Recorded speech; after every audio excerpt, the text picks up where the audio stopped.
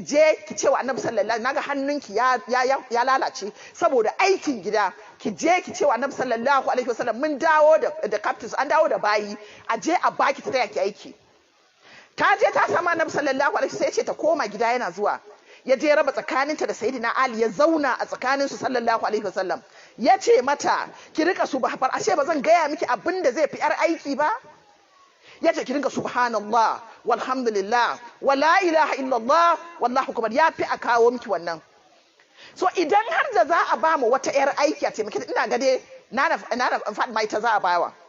Annabi sallallahu alaihi cewa aka yi ya taya matansa aiki, da aikin ba na mata bane, ai za a ce yayi aikin, ya taya matansa aiki aka ce. So akwai pleasure a wurin ki dafa wa mijinki abinci, ya zo ya ce kai matata ta iya girki, ki yi kwalliya ki fito, ya juya ya kalle ki, ya ce kawai kin fi matan duniya idonsa, ya buga nan ya ce ai wannan sai mata, ba shi da tari sai matarsa, ya buga nan ya ce matarsa, that is a woman, an kira ki mata. A matsayinki na ya mace dole ki zama homemaker, ba fa housewife ba. Ya kamata mu san akwai bambanci da matar aure ordinary da housemaker. Housemaker ita ce wanda idan mijinta yau ya zo yana bukatar ta ganin idansa kawai ta sani. Housemaker ita ce idan ba shi da lafiya za ta yi tracing. Housemaker ita ce za ta rufa masa asiri. Housemaker ita ce wanda danginsa suke alfahari da ita. Housemaker ita ce duk lokacin da ya ce za ta fita tana da wayo, tana da dabaru, ta san me take yi. Out of wannan, wata rana ina kwatanta wata mata ta zauna, shi sa nake ce kullun ki san kanki. A auren ma dole ki san me mijinki yafi so a jikinki, dole kawai ki sani. Idan baki sani ba yin trouble, tafiya wannan ki dinga bazar. Ai idan mijinki na binki a baya, steps ɗinki da takunki daban ne bayar Allah. That you must know. Dole kina da tsari, in baki da tsari you are in trouble.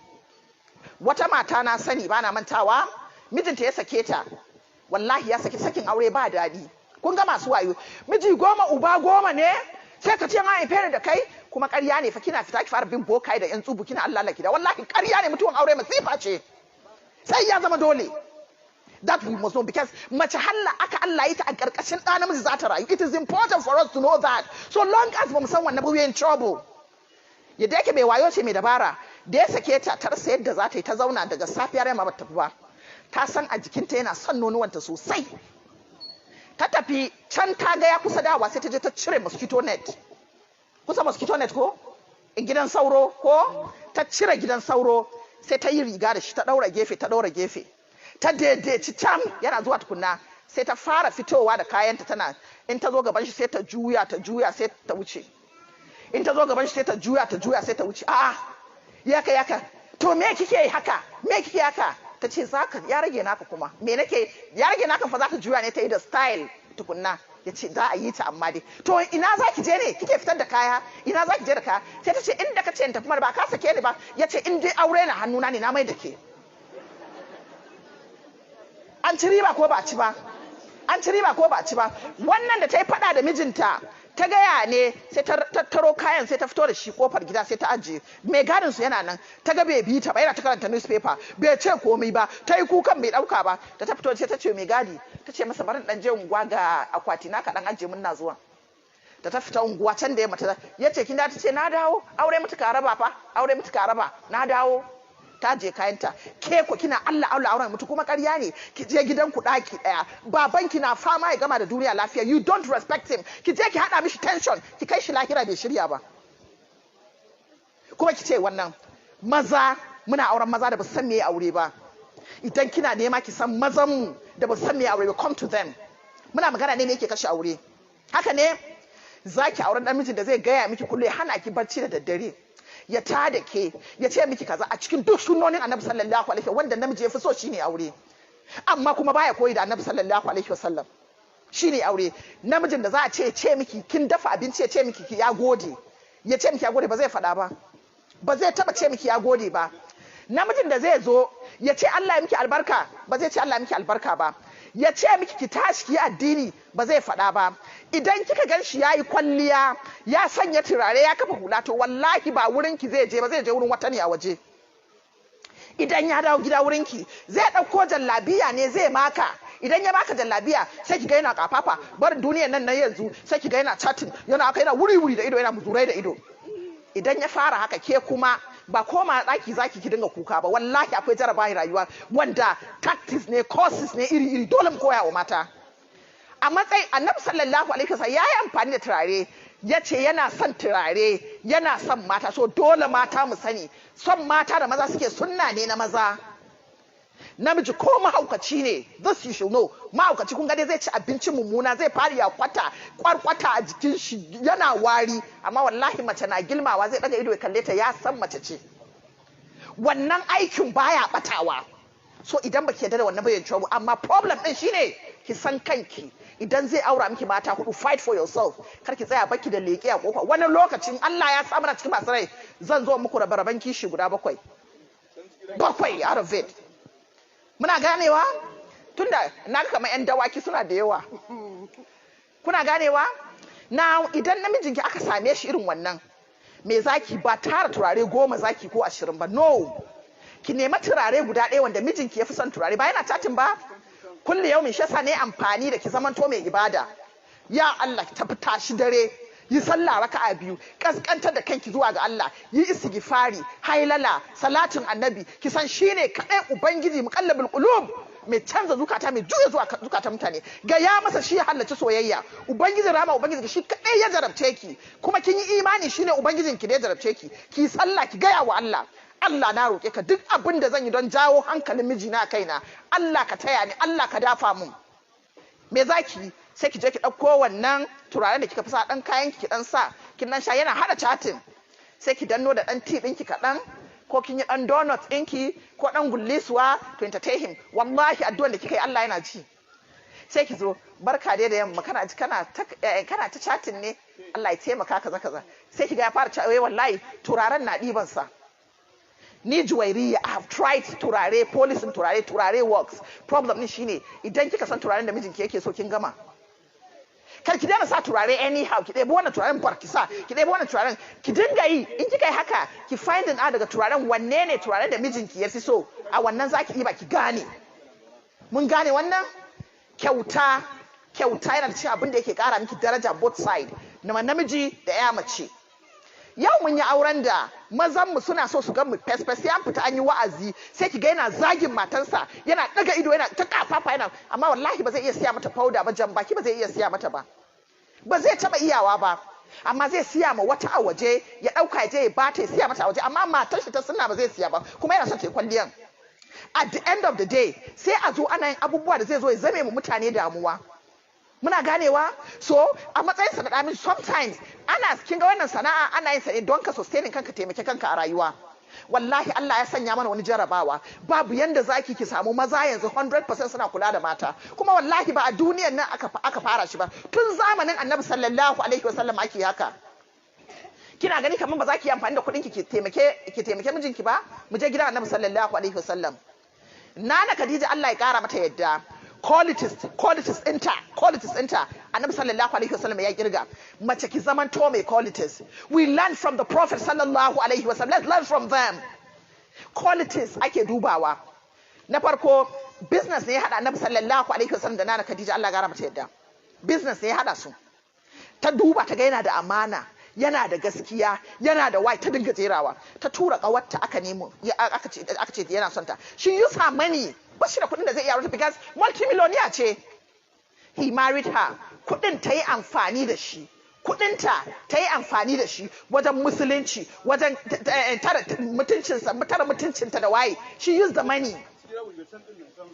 Kuɗin nan da muke magana ta yi amfani da shi. Wata rana Annabi sallallahu alaihi wasallam bayan ta rasu, yana zaune da shi da sunana Aisha, suna zaune a cikin gida. Sai ga ta nan ta yanko, wata kawar Nana Khadija kenan. Sai ta yanko tana zuwa, sai aka ga Annabi ya tashi, irin kaga an august visitor. Ya tashi ya miƙe, da aka ga ya miƙe, sai aka ga ya cire rawanin sa yana shimfiɗa. Nana Aisha ta ji mamaki, ta ce ya Rasulullah, ni kan wace ce wannan? Sai ce kawar Nana Khadija. Ta ce wace ce ni kan Nana Khadijan nan? Bai ce mata komai ba. Baguwa ta zo, ya gama entertaining ɗinta, aka yi abin da ya dace, bayan ya gama ta tafi. Da ya washe gari da safe sai je kofar Nana Aisha Allah ya kara mata yadda, sai yi sallama ta fito. Ya ce jiya kin tambaye ni wace ce Nana Khadija? Ya ce ita ce mata ta farko da ta fara musulunta. Ya ce ita ce uwar yayana. yace ita ce wacce ta fara sa na san wane ne mala'ika, yace ita ce wanda Allah subhanahu wata'ala ya turo mala'ika Jibrilu ya gaishe ta, yace ita ce wacce ta yi sadaka da kudinta, ma musulunci ya dinga jera qualities ɗinta, ya dinga jera qualities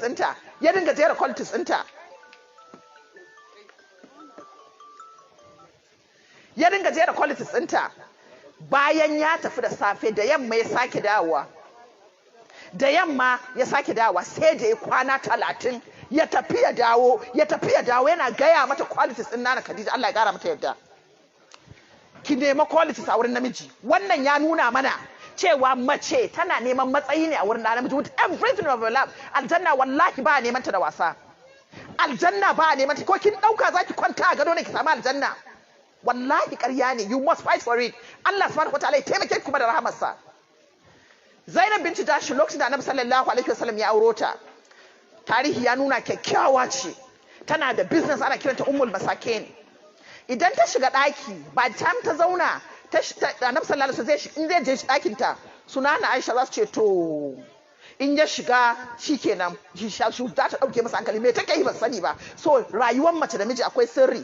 In kina so ki burge mijinki akwai sirrin da zaki daga keshe shi ko kawa ba za ta sani ba, balle a tona miki asiri. A wannan lokacin a'a za ta bashi zuma, za ta bashi nama, za ta yi waye za ta bashi. She was sustain him. She has the money. Ita ce wacce ta dafa abin lokacin Annabi sallallahu alaihi wasallam ga sahabbai sun zo ranar girkin Nana Aisha ne ya ce bar ta dafa wani abu a kai masa. Aka dauka za a je a kai. An Nana Aisha ta buga kwado ya fadi. Bayan buga Annabi sallallahu alaihi wasallam yayi murmushi yace yau kishin mahaifiyarku ya tashi. Ya tattara da su ta wucewa is nature, kishi gaskiya ne, amma wani irin kishi. Mun gane wannan? So idan mijinki ya kauce, farko ba za ki ce Allah ya tsine masa ba. Mata muna da rauni, addu'an mata karɓaɓɓe ne a wurin Allah subhanahu wataala. So mu zamanto da yau wallahi masifu da muke fuskanta a gidan aure a duniya yau, na rantse da Allah mata muna da kaso 50 zuwa 60 a ciki. Matukar ba mu yadda da wannan ba, so we are in trouble. Mu daina ganin gidan mutane, kowa da irin jarabawan shi. Bayan da zaki wai ga masu kuɗi suna nan suna kwance asibiti, wani ma wallahi ci ya gagare shi. They are there in the hospital, suna nan ga kuɗin amma kuɗin ba zai musu amfani ba. Ke ko kina nan ga lafiya, Allah ya baki, sai ki shekara baki zazzabi ba. Zaki ci masaranki lafiya da kukan ki, wata ma nama ba tare da bata ci ba. Haka jarabawan take. Mun gane wannan? So ki san kanki, don Allah ki san kanki. Ki san kanki, kuma magana da tsari is important. Shi magana akwai sihiri a cikin magana. Magana nan da muke akwai sihiri a ciki. Ka iya bada haƙuri, a kin yi laifi, dan Allah ka yi haƙuri, ki biye shi da hawaye, ki san me zaki is important. Biyu, abu na uku shine ƙarya. Da mata da maza muna ɗaura aure akan ƙarya. Ya zo zai neme ki ko kina neman shi, kin je kin nemo kayan aro kin sa. Kin nemi kayan aro kin sa. Ya zo shi ya je nemi kayan aro ya sa. Ya nemo aboki mai moto, ya nemo waye mai ya je ya dauko ya kawo. An zo ke kin dauka ke buɗin ki aure mai kuɗi, da kina sa addu'a kina istihara, wallahi Allah zai fita da ke a wannan kangin. Amma burin ki shine an kawo Sadiya akwatuna 12, ke ma competition ya shiga. Kina wannan. So shi kuma yana son ki, ya san yadda zai ya je rude ki. Ya rude ki, ki ja damuwa. Ƙarya haka a unguwan da nake bana mantawa, kusa da estate din da muke wani abu ya faru. Wallahi da cike dole a yi shi. Yaron nan yana son ya aure yarinya amma tana da tarbiyya sosai take da shi. So ya san shi ni ga ne dan iska ne ba za a bashi ita ba. Kusa abin da yayi sai ya nemi masallacin da mahaifinta yake sallah. Sai fara zuwa. A ranar farko da ya je masallacin da mahaifinta yake sallah, zai je kamar magariba, an yi raka'a biyu, sai samu raka'a daya, zai tashi ayayi, sai jera kira. Baba na gefe sai ji, sai dinga yaka, sai zo yana kusa da baban, kullum yana kusa da baban. Idan ya zo kusa da baban haka yana sallah, bayan ya yi da sai ce baba ina yini lafiya na gajiya, assalamu alaikum malam sannunku ina gajiya, lafiya sannunku malam, sai ya tafi. Sai da suka gane waye ne, kullum ya zo, sai da ya wata 3 yana yi wa mahaifinta haka, bata san yana son ta ba. Sai da ya tabbatar da ya gane shi da kyau a mutumin kirki, sai fara zuwa gidansu. Ran da baban ya yi ido 4 da shi, malam wane ina gajiya lafiya, shiga mana shiga da shiga, buɗe mishi ɗayan falo, shiga da shiga. Labarin da nake muku ya aure ta. Kun ga ɗaya? Na biyu, kar ki bari namijin da zai neme ki, ya neme ki da zina, ya miki ƙarya. ya neme ki da zina ya miki ƙarya matsala ce. Kuna ji? Kar ki bari ya neme ki da zina ya dawo ya ce ya gwada ki da zina. Duk namijin da ya kuskure ya gwada ki da zina wallahi tallahi in shi kadai ne a doron kasa ki rabu da shi. Ya gwada kanshi mazinaci ne because zina wani abu ne mai kunya da mutum ba zai iya furci da shi ba wallahi. Zina abu ne na tir that he cannot try you. Ke da kike zama ki zama uwar al'umma ake so a yi alfahari da ke yaushe a rayuwa za ki zauna ki ɓata rayuwanki ya zo ya cuce ki. Wallahi kar ki gwada wannan. Kar ki kuskura ki yadda da wannan. Amma yau zai je biya sadaki a gidanku dama tuni ba fa auren ki yake son yi ba. Zai je kai sadaki gidanku idan ya kai shine ƙaryan da yake yi din kenan. Ƙaryan kenan ya zo miki ƙarya ya ce wallahi you are the most beautiful ya fara ka you are so beautiful ya taba ki a fuska akwai matsala. Ga wani abu ya hau miki kan riga akwai matsala. Ha juye bayan gani ke kuma ki juya akwai matsala. Wannan barin gaya muku a Katsina ba da mantawa a Katsina ya zo gidansu yarinya ya neme ta da zina ta masa kaca-kaca da ya koma sai ya buɗe baki sai ya ce a gida bayan ya koma sai ya ce ai abin da ya sa ya zo da bai ɗauko wani ya zo ya ce wallahi yayi ne ya gwada ta don an gaya masa ta tarbiyya to yayi ne dama ya gwada ta ɗauka gaskiya ne ya yi amfani da harshe ya ruɗe ta shi yasa na ce duk wanda ya gwada ki da zina don go zaya wayo ne kawai da dabara amma halinsa ne domin wallahi abin kunya ne mutum ya buɗe bakinsa in dai yana da mutunci ya kamanta wani abin zina on you in dai har neman Allah da annabi ne. Wannan mutumin bayan ya zo ya nemo aboki aka zo in gaya miki yau ya zo ya yi kyauta gobe ya zo ya yi kyauta jibi ya neme ta for 1 month aka zo aka yi aure ya bada sadaki 250,000 ya bada akwatina guda 12 ya ce wa baban kar ya yi kaya kar ya damu za su je honeymoon ya dauke ta one of the best hotels ya je suka zauna for 1 month bayan an gama ranar da safe ta tashi sai yan hotel suka ce ya ajiye a aika a karkashin filo ta daga filo sai ta ga check din 1 million sai ta ga ya rubuta saki aka fi kun sa abin tsoro ashe sunan shi na ƙarya ne ba a ma san shi ba shi duk wanda ya ɗebo su hayan su yayi kun ga da tarbiyyar ta da kuwa so ke mai tarbiyyar ma baki tsira ba wallahi baki tsira ba bayan yayi wannan aka je 2 months later aka je asibiti aka duba sai aka ga tana amai ciki baban lokacin da aka san ƙarya ke aka fara ne